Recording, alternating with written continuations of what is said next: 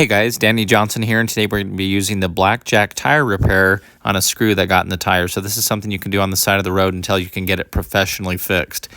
So basically, you also want to know you cannot repair it if it's in the sidewall of the tire on each side. It has to be down the middle. The sidewall here is a very dangerous section, so that is not able to be repaired. So what you want to do is make sure that you get the kit set up. If you're on the side of the road and you don't have a lot of tire pressure, you want this ready so that you can do it as quick as possible. So what you're going to do is take one of these licorice looking strips here, and what we're going to do is put it into this one. So on the side, there's a hole here, and we're going to feed it through the side. There is a slit in the top, and that's how it will eventually go in, but you're going to pull it through the side. They're a little sticky.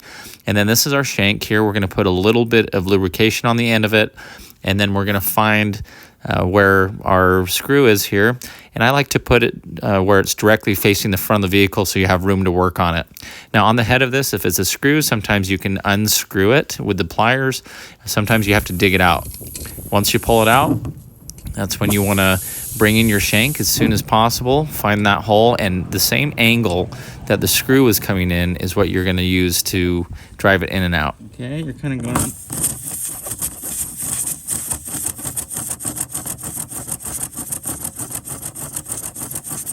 Get it good and clean.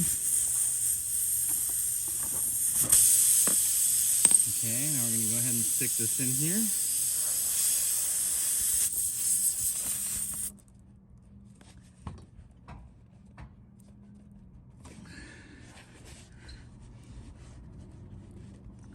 You can take some pressure, but you do want it to go most of the way in. There we go.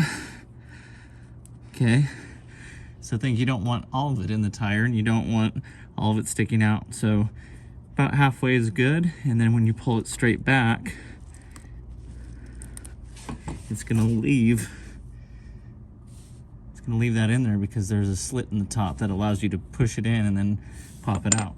Now we can cut some of this excess off. Now you can cut off the excess. Where mine was between the tread, I'm going to go ahead and cut it flush with the top of the tire since the tread has that little ridge in it. If it was on the flat spot, then you might want to cut it more flush just so that it doesn't rub off. Okay. Then as soon as you can, fill your tire back to air to the manufacturer's recommended level.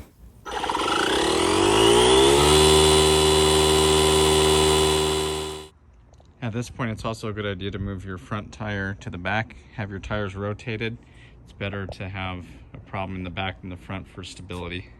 So thanks for watching. Please check the video description for more videos that are similar to this. And please, with this process, be as safe as possible. Get it looked at professionally as soon as you can. This is just something that can help you on the side of the road to get you to a tire station. Drive slow, be safe. Thanks, guys.